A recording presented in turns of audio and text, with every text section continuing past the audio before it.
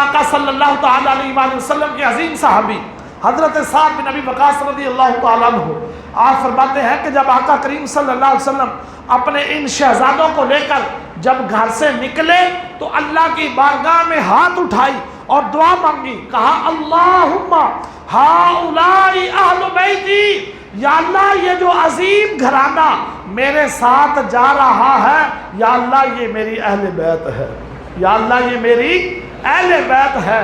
تو کریم آقا صلی اللہ علیہ وسلم کے عظیم خاندان کی یہ اس قدر شان ہے، اگر وہ مصطفیٰ کی آمین دعا کے ساتھ آمین کہیں تو اللہ تبارک و تعالی مقام اور مرتبہ عطا فرما دے۔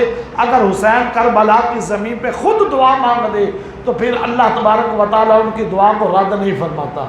تو میرے ذوق اور شوق کے ساتھ محبت کے ساتھ بارگاہ رسالت میں ہدیہ درود و سلام پیش کریں۔ الصلاۃ والسلام علیک یا رسول اللہ وعلی آلک واصحابک یا حبیب اللہ۔ حق حسین اصل میں مرگ یزید ہے، اسلام زندہ ہوتا ہے ہر کربلا کے بعد۔ جو دہکتی ریت کے بستر پہ سویا وہ حسین، جو دہکتی ریت کے بستر پہ سویا وہ حسین، جس نے اپنے خون سے دنیا کو دھویا وہ حسین۔ کیوں خدائی نہ ہو جانو دل سے قربان حسین پر، کیوں خدائی نہ ہو جانو دل سے قربان حسین پر، بوسہ نگاہ مصطفیٰ ہے شاہ رگ حسین، بوسہ نگاہ مصطفیٰ ہے شاہ رگ حسین۔ آج تک ہے غیر قومیں بھی ثناخواں حسین کی، اپنے تو اپنے غیر بھی حسین کے صبر کی مثالیں دیتے ہیں۔ تو فرمایا کہ آج تک ہے غیر قومیں بھی ثناخواں حسین، اللہ اللہ کیا عظیم و شان ہے شان حسین۔ مرحبا یہ حق پرستی یہ صداقت پروری، مرحبا یہ حق پرستی اس چمنستان کرم کی، کہ زہرا ہے کلی جس میں حسین اور حسن پھول۔ وہ اس عظیم گھرانے کی ترجمانی بڑی خوبصورت انداز میں بیان فرما رہے ہیں کہ فرمایا کہ مصطفیٰ کریم کا گھرانہ اس قدر ہے کہ فرماتا ہے کیا بات رضا اس چمنستان کرم کی، کہ زہرا ہے کلی جس میں حسن اور حسین پھول۔ تو حضرت محترم میں نے جو آیت کریمہ پڑھنے کا شرف حاصل کیا، اللہ تبارک و تعالیٰ قرآن پاک میں ارشاد فرماتا ہے وَلَنَبْلُوَنَّكُمْ بِشَيْءٍ مِّنَ الْخَوْفِ وَالْجُوعِ وَنَقْصٍ مِّنَ الْأَمْوَالِ وَالْأَنفُسِ وَالثَّمَرَاتِ وَبَشِّرِ الصَّابِرِينَ کہ اللہ فرماتا ہے کہ میرے بندو میں تمہاری آزمائش کرتا ہوں، میں تمہارا امتحان لیتا ہوں۔ کس چیز سے؟ فرمایا وَلَنَبْلُوَنَّكُمْ بِشَيْءٍ مِّنَ الْخَوْفِ، میں سب سے پہلے ڈر دے کر اپنے بندوں کو آزماتا ہوں، وَالْجُوعِ اس کے بعد بھوک دے کر میں اپنے بندوں کی آزمائش کرتا ہوں، وَنَقْصٍ مِّنَ الْأَمْوَالِ اور کبھی کبھی میں مالوں کی کمی دے کر اپنے بندوں کو آزماتا ہوں۔ پکی پکائی فصل پہ طوفان آ جاتا ہے، پکی پکائی فصل پہ بارش آ جاتی ہے، فرماتا ہے کہ میں تمہاری فصلوں کی کمی کر کے میں اپنے بندوں کو آزماتا ہوں، وَنَقْصٍ مِّنَ الْأَمْوَالِ وَالْأَنفُسِ اور تمہاری جانوں کی کمی سے میں تمہیں آزماتا ہوں۔ کبھی بیٹے سے باپ لے کر بیٹے کو آزماتا ہوں، کبھی باپ کے سامنے بیٹے کو موت دے کر باپ کی آزمائش کرتا ہوں۔ اللہ فرماتا ہے میں مالک رازق ہوں، میں جس کو جب چاہوں موت عطا کر دوں، میں بندے کی آزمائش کرتا ہوں۔ وَالْأَنفُسِ وَالثَّمَرَاتِ اور پانچویں رب فرماتا ہے میں پھلوں کی کمی دے کر بندے کی آزمائش کرتا ہوں۔ لیکن اللہ فرماتا ہے جب ان پانچوں امتحان جب میں بندے پہ ڈالتا ہوں اور بندہ میرا ان امتحانوں میں کامیاب ہو جاتا ہے، پھر اللہ فرماتا ہے وَبَشِّرِ الصَّابِرِينَ میں صبر کرنے والوں کو خوشخبری عطا فرما دیتا ہوں، میں صبر کرنے والوں کو خوشخبری عطا کر دیتا ہوں۔ تو میرے پیارے اور محترم اسلام بھائیوں، بتلانے کا مقصد یہ ہے اللہ تعالیٰ ان 5 چیزوں میں سے کسی ایک چیز کا بندے سے امتحان لیتا ہے۔ دنیا کے اندر وہ بندہ شاید انتہائی وہ کم ایسے بندے ہوں گے جن سے اللہ تعالیٰ نے بیک وقت ان 5 چیزوں کا امتحان ایک ہی وقت میں لیا ہو، کہ فوراً دشمن کا خوف بھی ہو، مال کی کمی بھی ہو، جان کی کمی بھی ہو، پھلوں کی کمی بھی ہو، فرمایا کہ ان پانچوں چیزوں کا ایک ہی وقت کے اندر ایک ہی بندے سے اللہ تبارک و تعالیٰ نے کسی سے امتحان لیا ہوگا، لیکن نواسہ رسول امام علی مقام امام حسین رضی اللہ تعالیٰ عنہ وہ عظیم شخصیت ہے کہ اللہ تبارک و تعالیٰ نے پانچوں وقت، ان پانچوں کا امتحان اللہ نے بیک وقت ایک ہی وقت میں امام حسین سے لیا تھا۔ پانچوں چیزوں کا امتحان اللہ نے ایک ہی وقت میں امام حسین سے لیا، اور امام حسین نے ان پانچوں آزمائشوں کو اللہ کی رضا سمجھتے ہوئے اس طرح پورا کیا، آج تک دنیا امام علی مقام امام حسین کے صبر کی مثالیں دے رہی ہے، آج تک دنیا حسین کے صبر کی مثالیں دے رہی ہے۔ اور پھر یہ بات ذہن نشین رکھ لو، اللہ تبارک و تعالی جس بندے کو جتنا مقام بلند عطا کرتا ہے نا، اللہ اس بندے کی آزمائش بھی اتنی زیادہ دیتا ہے۔ اور کسی بزرگ نے کیا خوب فرمایا تھا، فرمایا کہ العطایا علی قدر البلایا، کہ جتنا بڑا امتحان ہوتا ہے اللہ اس کے بدلے انعام بھی بندے کو اتنا عطا فرماتا ہے۔ امتحان پہلے، انعام اللہ بندے کو بعد میں عطا کرتا ہے۔ دنیاوی طور میں دیکھ لیں کہ ایک بندہ اعلیٰ عہدے پہ فیض ہو جاتا ہے، یا ایک بندہ محنت کر کر کے اچھی کمائی کرنے والا بن جاتا ہے، اچھا وہ کاروبار بنا لیتا ہے۔ اب دیکھنے والا کہ یار اس نے پتہ نہیں کیسے بنا لیا، تو بھائی اس کے پیچھے اس کی محنت دیکھیں، سٹرگل دیکھیں، کوشش دیکھیں، وہ کتنی محنت اور کوشش کرتا رہا۔ جب اس نے محنت اور کوشش کی، اللہ تبارک و تعالیٰ نے اس کا اجر یہ دیا کہ اللہ نے اس کو عہدہ بھی بڑا دے دیا، کاروبار بھی بڑا عطا فرما دیا۔ تو اللہ پہلے بندے کو آزمائش کرتا ہے، پھر جب بندہ آزمائش پہ پورا اترتا ہے، پھر اللہ تبارک و تعالیٰ اس بندے کو مقام اور منصب بھی اتنا بڑا عطا فرما دیتا ہے۔ علماء دو چیزوں کی مثالیں بیان کرتے ہیں۔ آپ فرماتے ہیں کہ آپ نے نگینہ دیکھا ہوگا جس کو ہم انگوٹھی میں استعمال کرتے ہیں، یہ نگینہ کوئی عام چیز نہیں۔ فرماتے ہیں کہ بندے اچھا نگینہ استعمال کرنا چاہتے ہیں، لیکن یہی نگینہ ایک پتھر سے بنا ہے۔ نگینے سے پہلے یہ پتھر کا ایک ٹکڑا تھا جس کی کوئی قدر و اہمیت نہیں تھی، لوگ اس کو پسند نہیں کرتے تھے، اور یہی پتھر جب کئی بار کٹتا رہا، تراشتا رہا، اس کو کاٹنے والے کاٹتے رہے، تراشنے والے تراشتے رہے، تراش کر کر کے یہی جب نگینہ بنا تو لوگوں نے اس کو اپنے ہاتھ میں سجا لیا۔ اسی طرح بزرگوں کے ہاتھوں میں آپ نے لاٹھی دیکھی ہوگی، وہ لاٹھی بھی تو میرے پیارے محترم اسلام بھائیو ایک لکڑ کا حصہ ہے۔ لاٹھی بننے سے پہلے لکڑ کی کوئی قدر و قیمت نہیں، کوئی اس کو اپنے ساتھ نہیں رکھتا، کوئی لے کر نہیں چلتا، لیکن یہی لکڑ آرے کے نیچے آتی رہی، 100 بار یہ کٹتی رہی، پھر جا کر ایک خوبصورت یہ دستہ بنا، خوبصورت یہ بندے کے ہاتھوں میں آنے والی لاٹھی بنی۔ جب بندے کے ہاتھوں میں آنے والی لاٹھی بنی، اس لاٹھی کو جب اللہ کے نیک بندے نے استعمال کیا تو جہاں لوگ اللہ کے نیک بندے کا ہاتھ چوم رہے ہیں وہاں لاٹھی کو بھی چوم رہے ہیں، وہاں لاٹھی کی قدر و قیمت بھی بڑھ جاتی ہے۔ کیوں کہ یہ لاٹھی جو ہے یہ بڑی مشقت اور بڑے امتحانوں سے گزر کے آئی ہے۔ تو میرے پیارے محترم اسلام بھائیوں، جب ایک چیز بڑے امتحانوں سے گزر کے آتی ہے پھر ہی جا کر اپنا مقام پاتی ہے۔ اس لیے کسی نے کیا خوب کہا تھا، نامی کوئی بغیر مشقت کے نہیں ہوا، نامی کوئی بغیر مشقت کے نہیں ہوا، 100 بار جب عقیل کٹا تب نگین ہوا۔ اور فرمایا کہ مٹا دے اپنی ہستی کو اگر مرتبہ چاہیے، مٹا دے اپنی ہستی کو اگر کچھ مرتبہ چاہیے کہ دانہ خاک میں مل کر گل و گلزار بنتا ہے۔ تو پہلے تکلیفیں برداشت کرنی پڑتی ہے۔ میرے کریم آقا صلی اللہ علیہ وسلم کے اس خاندان نبوت نے، امام علی مقام امام حسین نے بڑی تکلیفیں برداشت کی۔ کربلا کے اندر کون سا ایسا ظلم تھا جو امام علی مقام امام حسین پہ نہیں توڑا گیا، لیکن اس کے باوجود بھی آپ صابر و شاکر نظر آئے، آپ نے بے صبری کا مظاہرہ نہیں کیا، یہاں تک کہ واقعہ کربلا کے عظیم چشمدید گواہ حضرت سیدنا امام سجاد، حضرت امام زین العابدین رضی اللہ تعالیٰ عنہ، جو حضرت امام علی مقام امام حسین کے صاحبزادے ہیں، یہ واقعہ کربلا کے چشمدید گواہ ہیں۔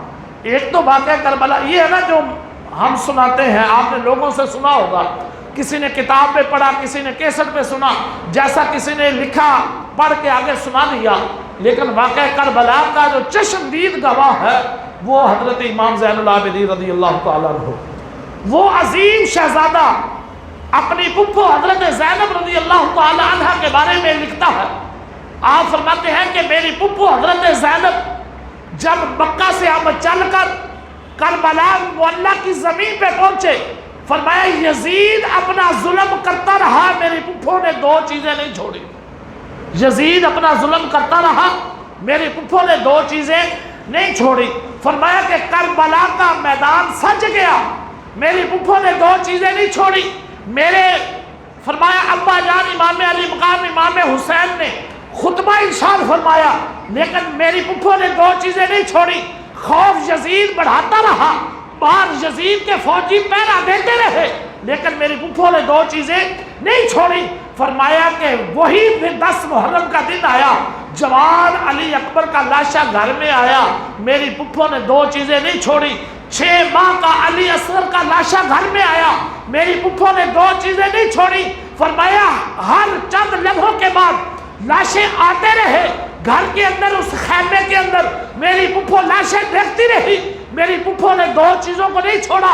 فرمایا پھر ایک وقت ایسا آیا، میری پھپھو کے پیارے بھائی جان امام علی مقام امام حسین کا جسد خاکی لایا گیا، آپ کا لاشا مبارک لایا گیا، میری پھپھو نے دو چیزیں نہیں چھوڑی۔ فرمایا اس کے بعد ہمارے خاندان کو قیدی بنا لیا گیا، قیدی بنا کر اونٹوں پہ سوار کر دیا گیا، میری پھپھو نے دو چیزیں نہیں چھوڑی۔ فرمایا پھر اس قید خانے کو، اس لشکر کو یزید کے دربار میں لایا گیا، فرمایا میری پھپھو نے دو چیزیں نہیں چھوڑی۔ فرمایا یزید کے دفتر میں، یزید کے دربار میں میری پھپھو نے آ کر خطبہ دیا، لیکن دو چیزیں نہیں چھوڑی۔ پوچھا گیا کہ وہ دو چیزیں کون سی ہیں؟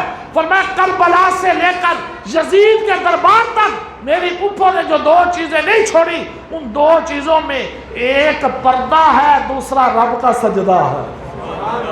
ایک پردہ ہے، دوسرا رب کا سجدہ ہے۔ آج ہم دیکھ لیں کہ ہم کس مقام پر ہیں اور وہ عظیم ہستیاں کس مقام پر تھی۔ گھر میں جوان بیٹے کی لاش آ رہی ہے، زینب کا پردہ نہیں اتر رہا، زینب سجدہ نہیں چھوڑ رہی، گھر کے اندر 6 ماہ کے بچے کا لاش آ رہا ہے، زینب نہ پردہ چھوڑ رہی ہے نہ سجدہ چھوڑ رہی ہے، گھر کے اندر بھائی کی لاش آ رہی ہے، نہ پردہ چھوڑ رہی ہے نہ سجدہ چھوڑ رہی ہے۔ تو بتاؤ جس کی بہن کے صبر کا یہ حال ہے تو اس حسین کے صبر کا عالم کیا ہوگا؟ اس امام علی مقام امام حسین کے صبر کا عالم کیا ہوگا؟ لوگ آج کہتے ہیں نہیں جی ان پہ بڑا ظلم ہوا، وہ مجبور تھے، وہ مجبور نہیں تھے، وہ اللہ کی رضا پہ راضی رہنے والے تھے، وہ رب کی رضا میں راضی رہنے والے تھے۔ اگر ایک مرتبہ بھی امام علی مقام امام حسین اللہ کی بارگاہ میں ہاتھ اٹھا دیتے تو یزیدی جتنی مرضی طاقت رکھتا، اللہ حسین کی دعا کے صدقے یزید کو فنا فی النار فرما دیتا۔ اسلام بھائیو یہ وہ عظیم خاندان ہے، یہ مجبور نہیں تھا کربلا میں، یہ تو رب کی رضا میں راضی رہنے والے تھے، ورنہ ہاتھ اٹھا دیتے۔ اور کئی حدیث مبارکہ میں آیا ہے کہ کریم آقا صلی اللہ تعالی علیہ وآلہ وسلم کے ساتھ عیسائیوں نے مباہلہ کیا، اور یہ آیت مباہلہ قرآن پاک میں بھی موجود ہے۔ تو انہوں نے کہا کہ اے محمد عربی آپ اپنے خاندان والے لے آئے، ہم اپنے خاندان والے لے آتے ہیں اور باہر میدان میں آ کر مباہلہ کر لیتے ہیں، کو لے آتا ہوں تم اپنے خاندان والوں کو لے آؤ۔ کریم آقا صلی اللہ علیہ وسلم اپنے گھر میں تشریف لائے اور آ کر حضرت مولا مشکل کشا حضرت مولا علی رضی اللہ تعالیٰ عنہ سے فرمایا کہ آج کفار کے ساتھ مباہلہ ہے، تیار رہنا۔ گھر میں گئے، سیدہ طیبہ فاطمہ الزہرا رضی اللہ تعالی عنہا سے فرمایا کہ آج اس وقت ہم نے کفار کے ساتھ مباہلہ کرنا ہے، چلنا ہے۔ اپنے دونوں نواسے امام حسن اور امام حسین سے فرمایا یہ چاروں کریم آقا صلی اللہ علیہ وسلم کی آل کے شہزادے، یہ چاروں جب گھر سے چلنے لگے، ادھر سے جو عیسائیوں کا پادری تھا عبد المسیح، اس نے جب دیکھا کہ یہ عظیم ہستیاں آج گھر سے نکل رہی ہیں، اگر انہوں نے اللہ کی بارگاہ میں ہمارے خلاف دعا کر دی تو ہم دنیا کے اندر ذلیل و رسوا ہو کر رہ جائیں گے۔ کیونکہ وہ پادری مسیح جانتا تھا کہ یہ کوئی عام شخصیت نہیں آ رہی، یہ حسن اور حسین جو آ رہے ہیں یہ جنتی نوجوانوں کے سردار تشریف لے کے آ رہے ہیں، یہ سیدہ طیبہ فاطمہ زہرا جو آ رہی ہے یہ عام نہیں، یہ جنتی عورتوں کی سردار آ رہی ہے۔ وہ مسیح فوراً دوڑا اور جا کر اپنے عیسائیوں سے کہنے لگا کہ مصطفیٰ کریم سے کبھی مباہلہ نہ کرنا، حضور کے سامنے جو تم چیلنج کر بیٹھے ہو اس چیلنج سے دستبردار ہو جاؤ، جزیہ دو اور یہاں سے نکل جاؤ۔ فرمایا کہ وہ جو خاندان آ رہا ہے، فرمایا کہ خدا کی قسم میں اس خاندان کو جانتا ہوں، اگر وہ خاندان اللہ کی بارگاہ میں دعا کر دینا یا اللہ اس پہاڑ کو ادھر سے اٹھا کر ادھر رکھ دے، فرمایا اللہ ان کی دعا قبول فرما کے پہاڑ کی جگہ کو تبدیل فرما دے گا۔ فرمایا وہ عظیم خاندان تشریف لے کے آ رہا ہے، ان کے بارے میں چیلنج نہ کرنا۔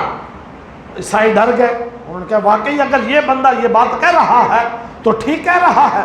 انہوں نے کہا کہ جزیہ دینے کے لیے ہم تیار ہو جاتے ہیں، لیکن ہم مصطفیٰ کریم کے ساتھ مباہلہ نہیں کرتے۔ کریم آقا صلی اللہ علیہ وسلم کو جب خبر پہنچی کہ یہ کفار میرے ساتھ مباہلہ نہیں کرتا تو آقا کریم صلی اللہ علیہ وسلم نے فرمایا کہ صحابہ اللہ کی قسم اگر آج یہ لوگ میدان میں آ جاتے اور یہ کفار میرے سامنے آ جاتے، فرمایا کہ میں دعا کرتا میری بیٹی اور میرے نواسے آمین کہتے، اللہ تعالیٰ ان کی آمین کے صدقے پوری روئے زمین پہ کفاروں کے چہروں کو اللہ سور اور بندروں کے اندر تبدیل فرما دیتا۔ اللہ تعالیٰ ان کفار کے چہروں کو سور اور بندروں سے تبدیل فرما دیتا اور فرماتا، اللہ کریم آقا نے فرمایا پھر اللہ آسمان سے عذاب دنیا میں بھیجتا اگر میں دعا کرتا اور میرے نواسے اور میری بیٹی آمین کہہ دیتے۔ تو میرے پیارے محترم اسلام بھائیوں، جن کی آمین کے اندر اتنی طاقت ہو تو ان کی دعا کے اندر اللہ نے کتنی طاقت رکھی ہے۔ جو آمین مصطفیٰ کے پیچھے کہہ دیں اللہ تعالیٰ دنیا سے کفار کو مٹا دے، اگر وہ کربلا کی زمین پہ اللہ کی بارگاہ میں ہاتھ اٹھا کر دعا کر دے تو پھر اللہ تعالیٰ ان کی دعا کو رد فرما دیتا۔ نہیں، وہ مظلوم نہیں تھے، وہ بادشاہ تھے اور اللہ کی رضا میں راضی رہنے والے تھے۔ اسی لیے کبھی بھی امام علی مقام امام حسین کو مظلوم نہ کہو، وہ عظیم کربلا کے مقام پر پہنچ کر صبر کا اعلیٰ امتحان بنے اور لوگوں کو قیامت تک کے لیے یہ صبر دے گئے۔ فرمایا کہ لوگوں جان جاتی ہے تو چلی جائے، گھر کے اندر جان کی کمی آ جائے، گھر کے اندر بھوک آ جائے، گھر کے اندر خوف آ جائے، ایک چیز کو نہیں چھوڑنا اور وہ ہے صبر۔ اللہ کی رضا میں راضی رہنا ہے۔ جب اللہ کی رضا میں راضی رہو گے اللہ تبارک و تعالیٰ برکت عطا فرما دے گا۔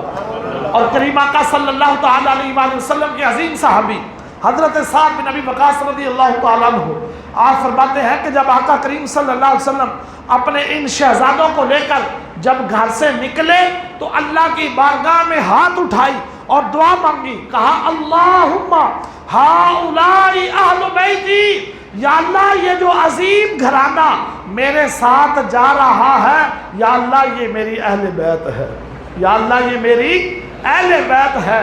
تو کریم آقا صلی اللہ علیہ وسلم کے عظیم خاندان کی یہ اس قدر شان ہے، اگر وہ مصطفیٰ کی آمین دعا کے ساتھ آمین کہیں تو اللہ تبارک و تعالیٰ مقام اور مرتبہ عطا فرما دے۔ اگر حسین کربلا کی زمین پہ خود دعا مانگ دے تو پھر اللہ تبارک و تعالیٰ ان کی دعا کو رد نہیں فرماتا۔ تو میرے پیارے محترم اسلام بھائیوں، اسی طرح کربلا کی زمین پر امام علی مقام امام حسین نے صبر کا اعلیٰ مظاہرہ پیش کیا۔ ہمیں بھی آج یہی سبق ہے کہ سجدہ نہیں چھوڑنا، گھر کے اندر کوئی بھوک آ جائے پھر بھی حرام کی طرف قدم نہیں اڑانا، کوئی فصل تباہ ہو جائے تو پھر زبان سے ناشکری کے الفاظ نہیں نکالنے۔ اپنے مصطفیٰ کریم کے آل کی سیرت کو دیکھنا ہے کہ انہوں نے زندگی کس طرح بسر کی ہے، انہوں نے رب کی رضا میں راضی رہ کر زندگی بسر کی ہے تو ہمیں بھی یہی حکم ہے کہ اے لوگو تم بھی اللہ کی رضا میں راضی رہ کر زندگی بسر کرو. مشکلیں آئیں، مصیبتیں آئیں، پریشانیاں آئیں، صبر کا دامن کبھی نہ چھوڑو. صبر کرتے رہیں گے تو اللہ تعالیٰ برکت عطا فرما دے گا. اللہ تعالیٰ ہم سب کو امام علی مقام امام حسین کی سیرت سے سچی پکی محبت عطا فرمائے.